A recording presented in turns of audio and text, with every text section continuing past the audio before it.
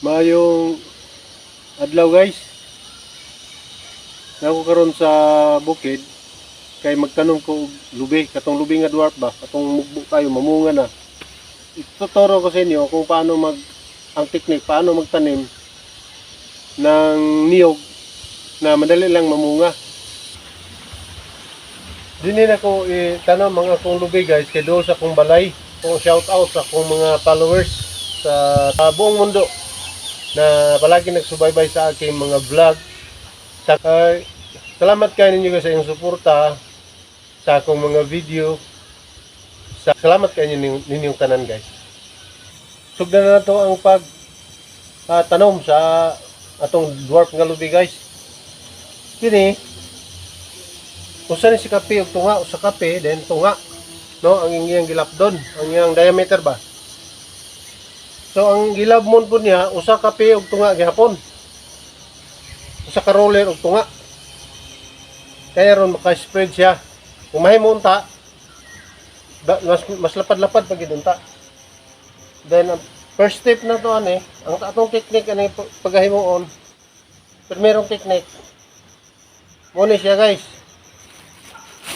Kani urea man urea. Ato ning ibulibot sa ilalom.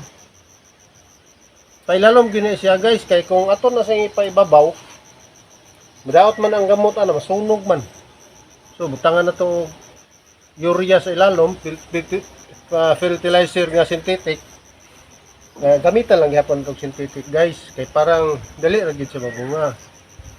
Kay kini siya kuan man ni siya nitrogen man ni siya para panindot ni siya sa iyahang dahon, para pag-green sa iyang dahon. Dayon guys, ang sunod naman tayo rice hull nga naani siya sagol nga iti sa manok.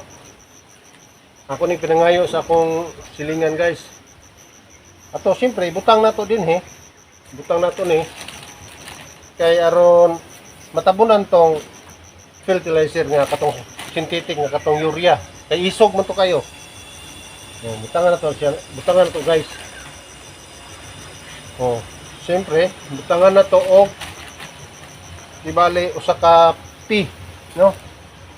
Ang iyang gibag-on sa usa ka pi. Okay guys, usa ka pi na. Dahil pag human, naran po tayo giandam nga katong mga sagbot nga mga laya, ato po siyang ibutang diya guys. Ayan. So, maka-spread yun ang iyahang gamot. Kay humok man kayo iyahang spread sa gamot, humok man kayo. Dahil katong kinalot, kita mo ako ning siparidaan. Lahi ning pula, lahi po ning itom. Ayan guys, ato po ning ibutang diya guys. Okay mo man ni tambok. Kung sa Tagalog pa, ito ang mataba na lupa. Yung first na kinuha natin. Ayan. Ayan guys. Katapos, ito na. Siyempre, ito na siya. Ayan. Ayan. At, pagkatapos, dito sa gilid, lagyan natin ng asin. Ayan, dito. Huwag lang masyadong idikit sa, sa iyang gamot. Ayan. Asin yan, sa gilid. Ayan. Kunti lang. At pagkatapos, lagyan natin ng lupa na mataba. Ayan. Ayan. Alam nyo kung anong purpose sa asin? Kita nyo yung mga yung mga lubi na malapit sa may dagat, may baybayon. Diba ang taba nila? Ayan. Kailangan sila ng maalat, medyo maalat. Hindi naman masyadong maalat. Kunti lang asin. Ito guys. Ayan. Lupa na mataba. Ayan na sa ibabaw.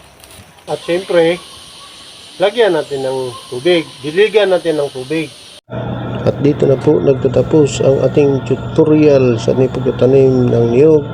At kung nagustuhan niyo, pag-follow, like, and share. I love you guys.